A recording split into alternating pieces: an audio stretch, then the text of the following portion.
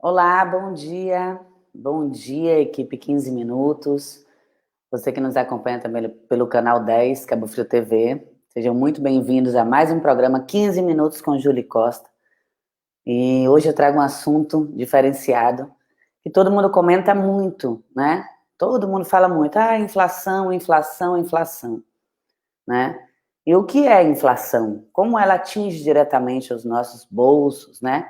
Como ela nos deixa mais pobres a cada dia. E nada melhor do que um economista do IDI, o Instituto de Direitos e Igualdade, né, para poder nos explicar. Justamente a gente faz esse combate às fake news e à desinformação. Então a gente traz informação da fonte e o nome dele é José Luiz Fevereiro e ele já está aqui conosco. Bom dia, José Luiz, seja bem-vindo ao 15 Minutos com Júlia Costa. Bom dia, Júlio, bom dia a todos que estão assistindo.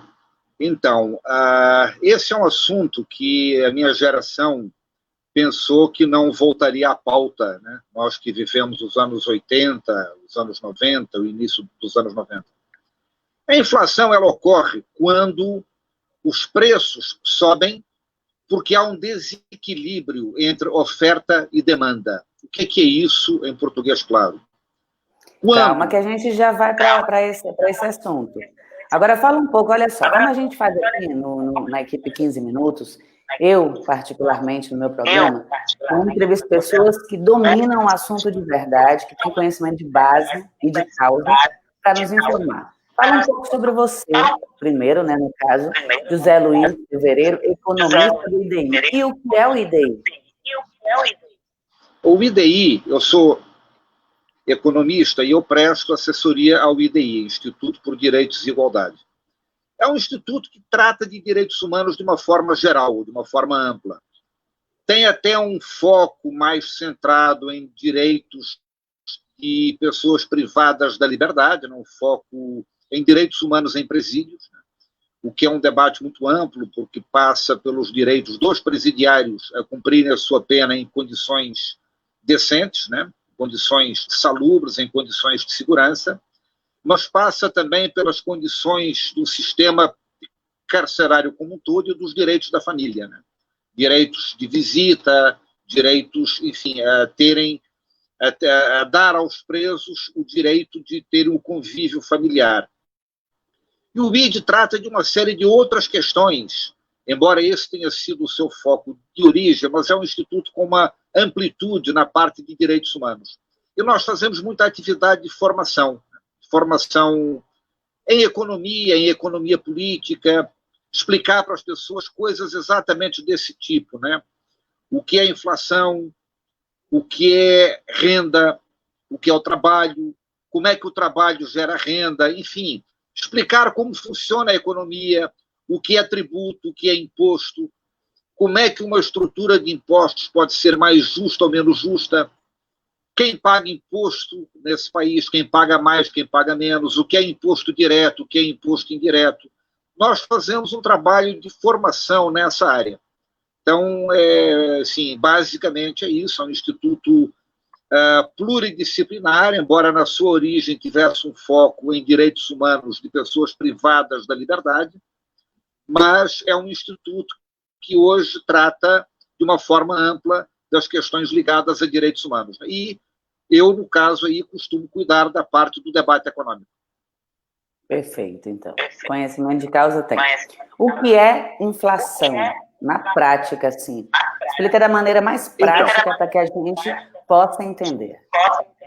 Inflação é quando você vai comprar 1 quilo de arroz em março e ele custa um preço, e você vai comprá-lo em julho ou em agosto e ele custa outro. Subiu. Inflação é quando os preços sobem. E por que os preços sobem? Há 2 tipos de preço. Melhor dizer, há 3 tipos de preço. A economia tem 3 tipos de preço. Os preços livres, ou seja, os preços que não têm nenhum tipo de controle de parte alguma. Estou falando do preço do tomate na feira, o preço da manicure na esquina, do salão do cabeleireiro, enfim, são preços livres. Ninguém arbitra isso. Não há nenhum fator externo que determine que eles vão variar ou não. Há preços administrados, por exemplo, tarifa de ônibus. É a prefeitura que regulamenta e é a prefeitura que determina se vai haver aumento de tarifa ou não. E há preços que são determinados pelo mercado internacional, que são dolarizados. E aí estão todos os produtos importados, né? No caso, o trigo, que nós não somos autossuficientes, a gente importa uma parte do trigo com o qual se faz o pão, e mesmo produtos que nós não importamos, mas que nós exportamos e que têm preço internacional, também são produtos cujo preço está indexado à cotação internacional.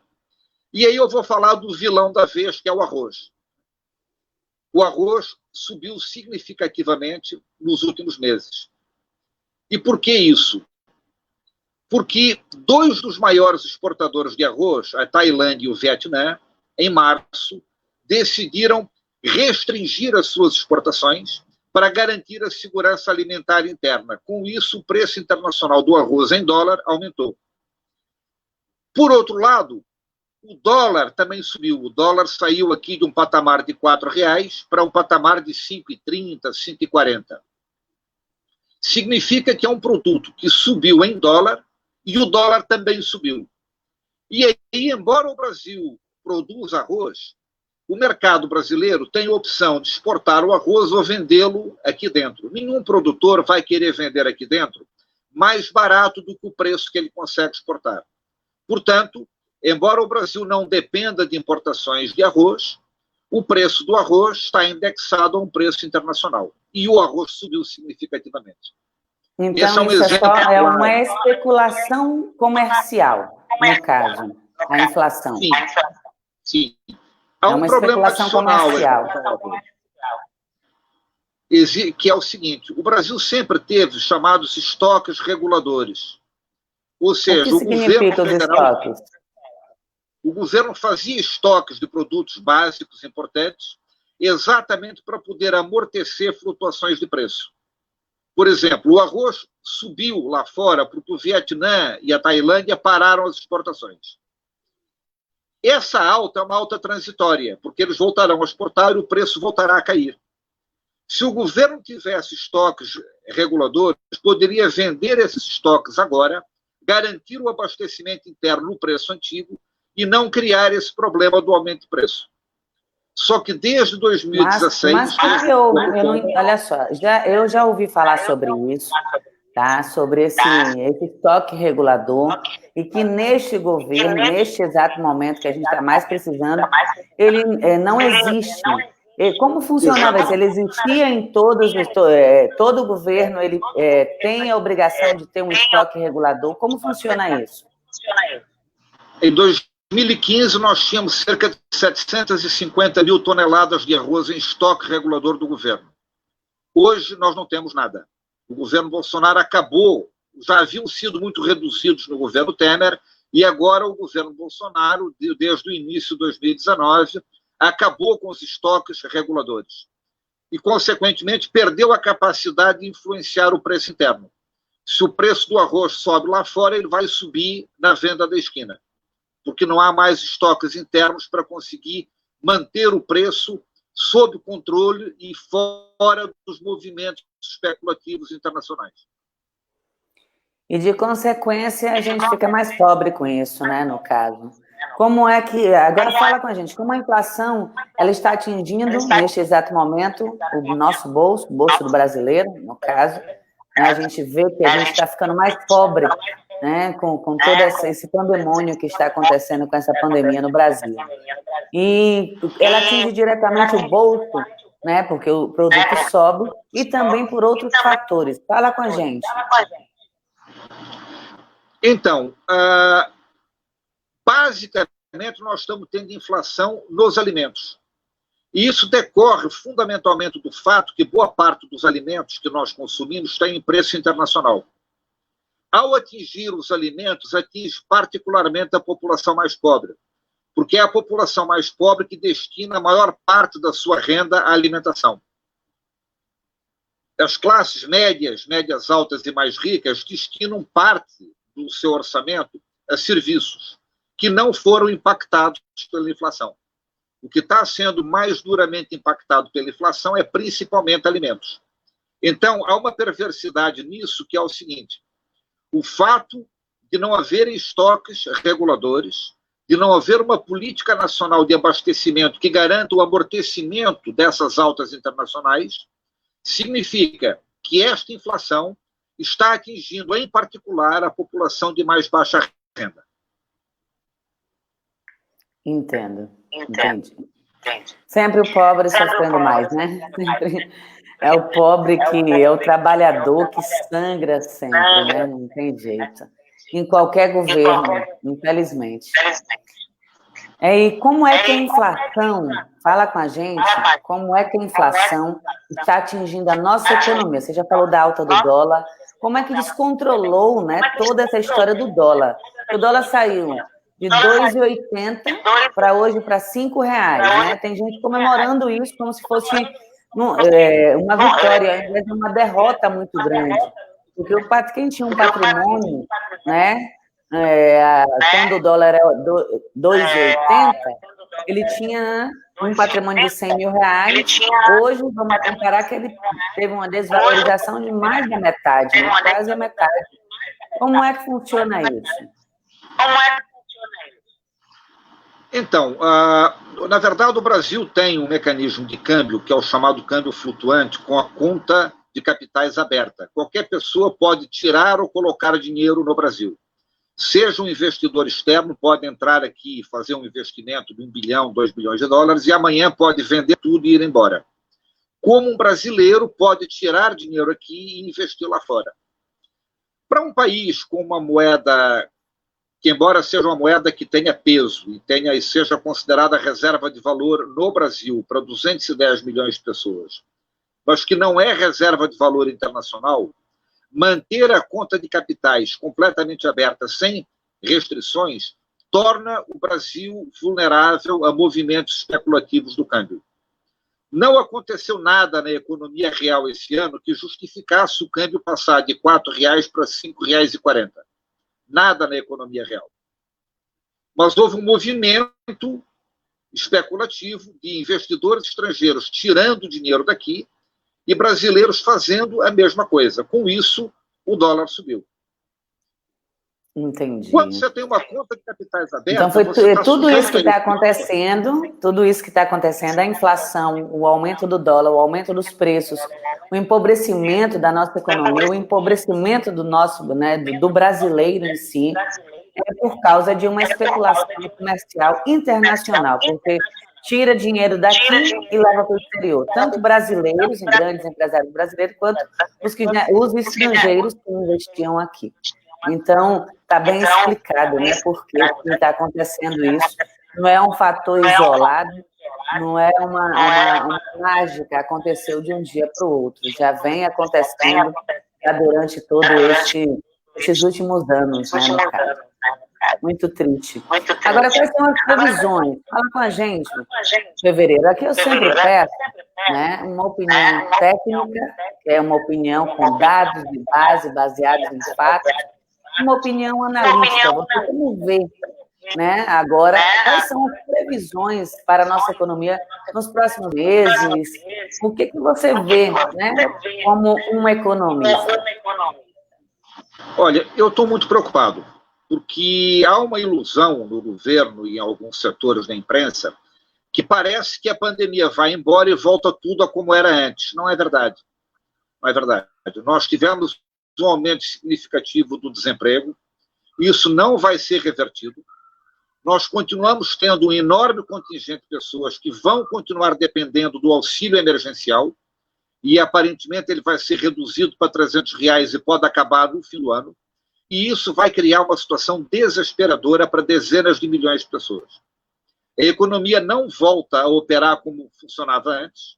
O home office funciona para uma determinada parcela da sociedade que no tipo de atividade que faz, pode fazer trabalho à distância, mas a maioria dos trabalhadores brasileiros não trabalham em áreas que possam fazer trabalho à distância. E todas essas áreas foram muito impactadas. O Brasil precisaria de um grande programa de investimento público, um grande programa de obras públicas que retomasse a atividade da construção civil e a manutenção do auxílio emergencial de R$ 600 por um largo período, porque nós não vamos superar essa crise a curto prazo.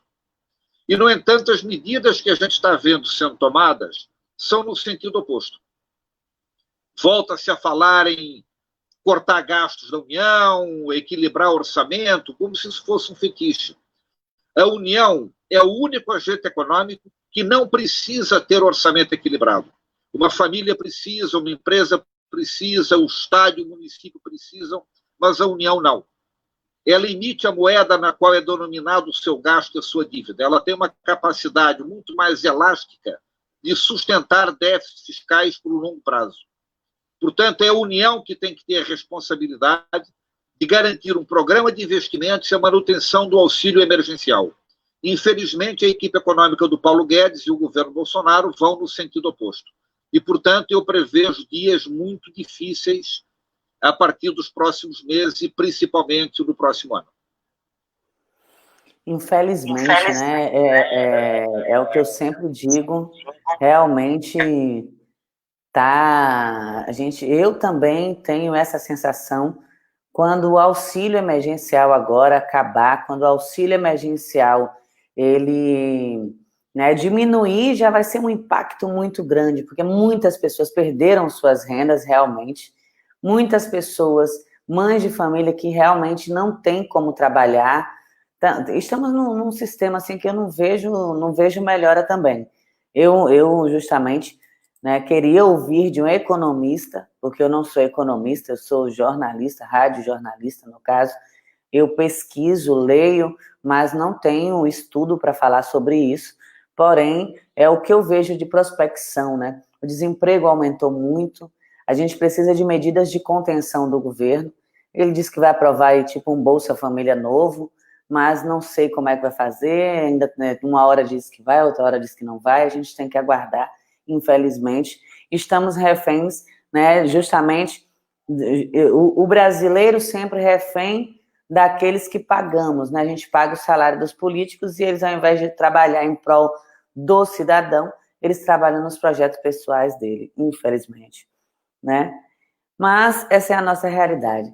Você sabe que aqui é 15 minutos com o Júlio Costa, eu te comentei, mas não é nunca 15 minutos, mas também eu não deixo ficar muito longo, tá? Para não ter, justamente, para o pessoal absorver toda a informação, né? Conseguir assistir, ninguém tem mais paciência para ver um programa de 1 hora ou uma live de 1 hora.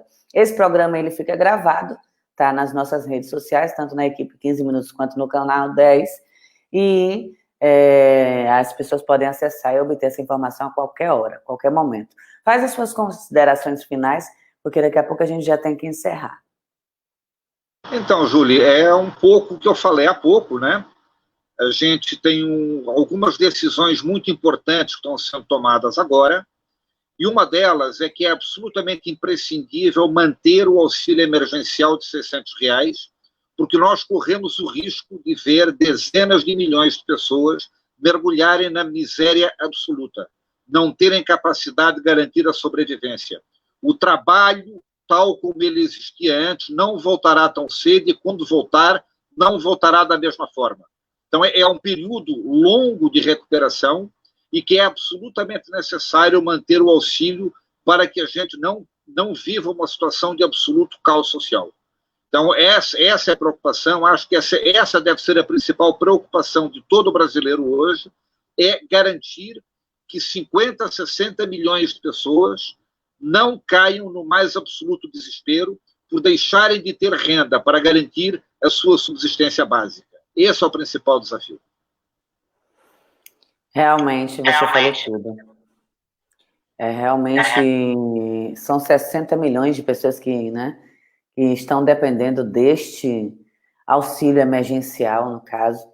E ele já diminuindo, em fevereiro, já tem assim uma estatística alucinante de pessoas que vão parar na extrema pobreza no Brasil.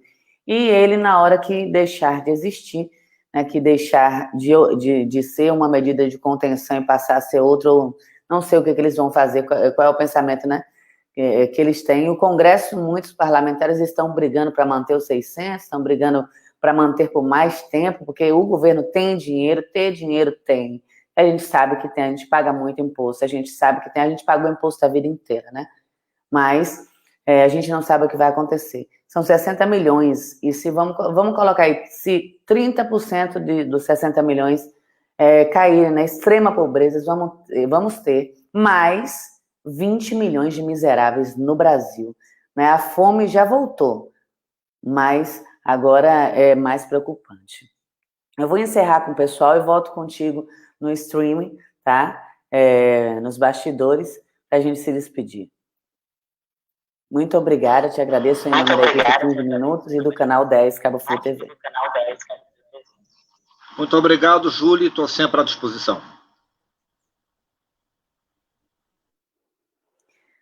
Gente, as perspectivas não são nada boas.